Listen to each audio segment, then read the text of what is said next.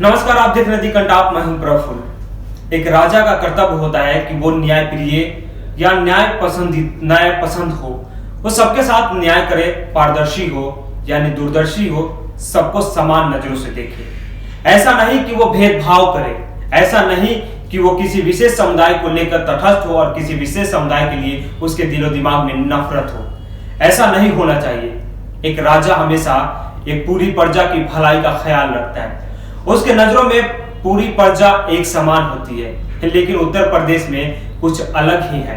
क्योंकि उत्तर प्रदेश में शायद इस बात का अंदाजा है कि हमें सत्ता में रहने के लिए हमें हिंदुत्व का एजेंडा का कायम रखना चाहिए। क्योंकि हिंदुत्व पे ही हमें वोट मिल रहा है, हिंदुत्व पे ही हमारी सरकार बन रही है। शायद इसीलिए योगी आदित्यनाथ की सरकार हमेशा हिंदुत्व को लेकर तटस्थ है। लेकिन ये सब बातें मैं क्यों कह रहा हूं? क्योंकि इसलिए कह रहा हूं कि शायद उत्तर प्रदेश में योगी आदित्यनाथ को सत्ता में बने रहने के लिए दंगाई लोग पसंद है। इसीलिए तो उत्तर प्रदेश सरकार दंगाइयों की बचाने की भरपूर कोशिश कर रही है। इसीलिए तो उत्तर प्रदेश में दंगाइयों को संरक्षण दिया जाता है। इसीलिए तो मॉब लिंचिंग करने वालों को घंटों में बेल मिल जाती है, यानी जमानत पे वो छूट के वापस आ जाते हैं। इसीलिए तो कभी कभी ऐसा भी देखा जाता है कि मॉब लिंचिंग होने वाले व्यक्ति या पीड़िता के कहने पर भी एफआईआर दर्ज नहीं किया जाता है। ऐसा उत्तर प्रदेश ही नहीं बल्कि आजकल लगभग पूरे भारतवर्ष की कहानी बन गई है। तो खैर चलिए, मैं ये सब बातें क्यों कह रहा हूं ये आपसे ये सब चीजें इसलिए कह रहा हूं कि शायद आपको इस बात का अंदाजा लग जाए कि उत्तर प्रदेश में दंगाइयों को संरक्षण देना योगी आदित्यनाथ की पॉलिसी भी है। शायद मुजफ्फरनगर दंगा आपको याद होगा, 2013 में मुजफ्फरनगर दंगा हुआ था। यानी मुजफ्फरनगर में कई लोग घर से बेघर हो गए थे। कई ऐसे परिवार हैं जो अपनों को खोया था। कई ऐसे परिवारों की ने आंखों में आंसू लिए, दर दर भटके, इंसाफ की गुहार लगाई। कई ऐसे परिवार हैं जो आज भी इंसाफ की उम्मीद लिए बैठे हैं।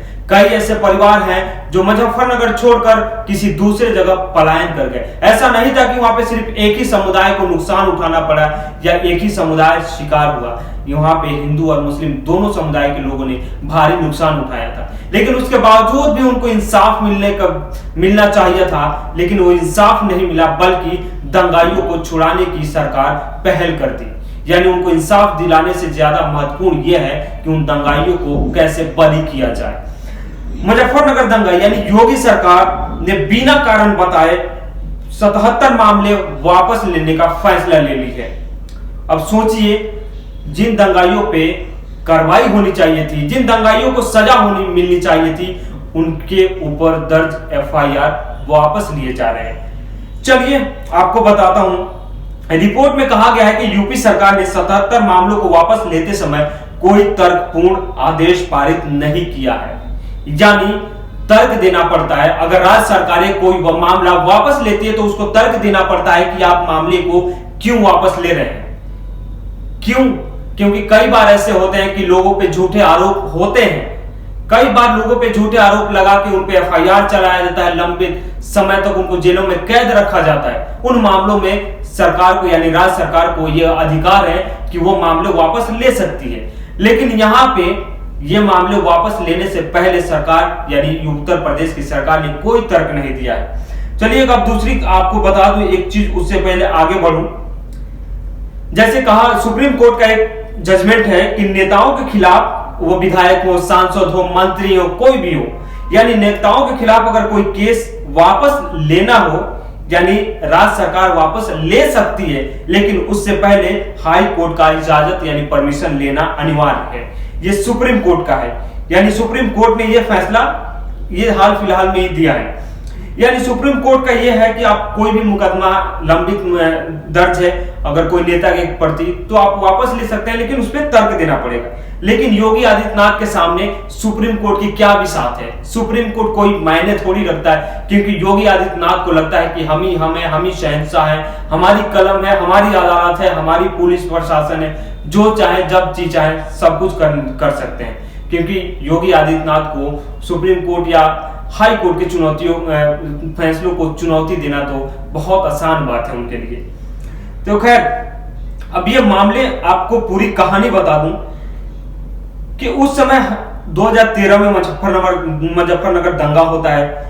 दंगे में लगभग 510 मामले दर्ज किए जाते हैं, उनमें से 6,869 लोगों को आरोपी बनाया जाता है और उनमें से 175 के खिलाफ आरोप पत्र दाखिल किए गए। 165 मामलों में अंतरिम रिपोर्ट जमा की गई, 175 मामले हटा दिए गए, उसके बाद अब 77 मामले और उसमें से वापस ले लिए गए। यानी कुल मिलाकर कहें तो सरकार अब पूरे तरीके से मुजफ्फरनगर दंगे के आरोपियों को बरी करने की कोशिश में लग गई है और ये राज्य सरकार सीआरपीसी की धारा 123 के तहत वापस ले रही है। लेकिन इस पर सुप्रीम कोर्ट ने, जब यह मामला सुप्रीम कोर्ट में पहुंचा तो सुप्रीम कोर्ट ने कहा कि इस मामले की हम हाई कोर्ट से जांच करवाएंगे। यानी जो ये 77 मामले राज्य सरकार वापस ले रही है उसकी जांच कराने का भी आदेश दे दिया गया है।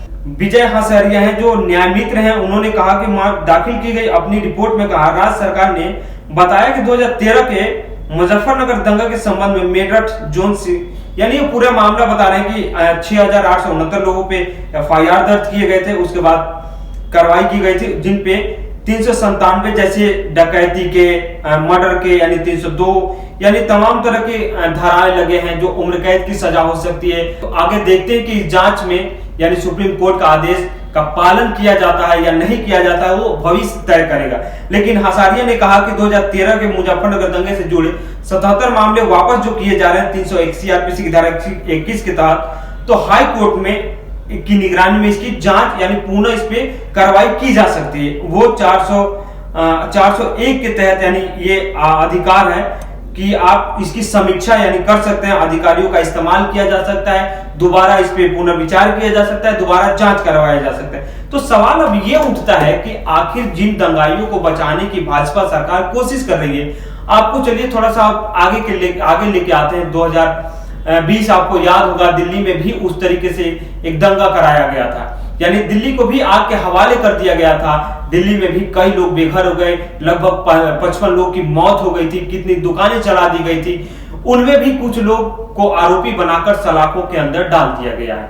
सिर्फ उनका कसूर बस इतना है कि वो लोग हैं जो सीएनआरसी के दौरान सक्रिय भागीदारी निभाई थी। उसमें सिपाही रहमान, मिरान हैदर जैसे लोग हैं, उमर खालिद जैसे लोग हैं, सरजील इमाम जैसे लोग हैं, नताशा नारवाल, आसिफ इकबाल तन्हा, ऐसे तमाम लोगों को आरोपी बना दिया गया था सिर्फ उनके भाषण के आधार पे। लेकिन उनके क्या भाजपा सरकार या दिल्ली सरकार उनके खिलाफ भी आरोप जो दायर हैं उसको वापस लेगी? क्योंकि जब अगर भाजपा की पॉलिसी है कि दंगाइयों को बचाना, तो फिर दोहरी पॉलिसी और दोहरी नीति कैसे?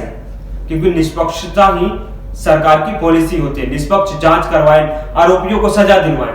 तो खैर देखना यह है कि उत्तर प्रदेश में अब सुप्रीम कोर्ट की निगरानी में इस मामले की जांच होती है कि नहीं होती है, कहां तक बात पहुंचती है। क्योंकि उत्तर प्रदेश में चुनाव है और चुनाव जीतने के लिए उत्तर प्रदेश सरकार पूरा हथकंडा यानी सभी हथकंडे अपना रही है। जिस तरीके से भी सरकार में दूसरी बार बन जाए वो तमाम तरह की कोशिशें जारी है, हिंदुत्व को रिझाने के लिए, हिंदू मुसलमान कराना, दंगे फसाद कराना या राम मंदिर का एजेंडा, लव जिहाद, यानी तमाम तरह के जो हथकंडे हैं सारे अपने अनुसार इस्तेमाल किए जा रहे हैं। तो खैर अगर हमारी वीडियो अच्छी लगी तो लाइक शेयर सब्सक्राइब कीजिएगा और हाँ बेल आइकन जरूर दबाइए।